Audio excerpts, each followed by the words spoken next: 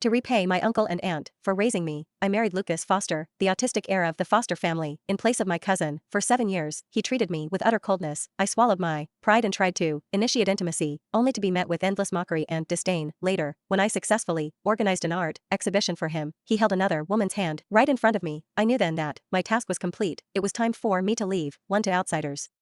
Marrying into the Foster family was like winning the lottery. As one of the most prestigious old money families in the city, they usually opted for business alliances in marriage, and I was just an orphan, living on others' charity. I was only 6 when my parents died. More than grief, I felt terror about the future. My uncles fought bitterly over the inheritance, and none of them wanted to take care of me. Claiming I brought bad luck, they decided to send me to an orphanage. I didn't want to go to the orphanage. I'd heard stories about how terrible those places were, so I found my mom's old phone and tried calling my uncle. It was my first time contacting my mother's side of the family. Mom had been from a wealthy family too, but she'd cut ties with them to marry my father. When Uncle Jack heard my plea, he hung up without a word. I told myself he was just hurt by my mother's actions, and it was natural for him not to want anything to do with me, but I couldn't stop the tears from falling. The next day, I woke up early, packed my little backpack, and prepared to run away. I'd rather go hungry and sleep under a bridge than end up in that orphanage. But just as I slipped out of my room, I bumped into a man. I recognized him as my uncle immediately. He looked so much like my mom. Uncle Jack patted my head and asked if I'd had breakfast. When I said no, he picked me up and took me to his home. My grandparents had already passed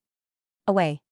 Aunt Lisa frowned when she saw how skinny I was. I have to take care of Noah and Emma. I don't have time for her. You brought this trouble home, you deal with it, she told Uncle Jack. Don't worry, she's a good kid, just give her food, and she'll take care of everything else, he replied. To prove Uncle Jack right, I learned to feed myself, dress myself, go to school, and sleep on my own. I even helped look after my cousins. Emma was only 2 months younger than me, a proud little princess. She never called me sister, instead treating me like a servant, but I didn't mind. We all have our own destinies, and she had reasons to be proud. As for me, I was just grateful to grow up safe and healthy. After high school graduation, Uncle Jack wanted to send Emma and me to study in England together, but Lucas's appearance disrupted all those plans. Too, he came with Mrs. Foster to propose marriage. Apparently, our grandfathers had once jokingly arranged a marriage between their children over drinks. No one expected Mrs. Foster to take it seriously.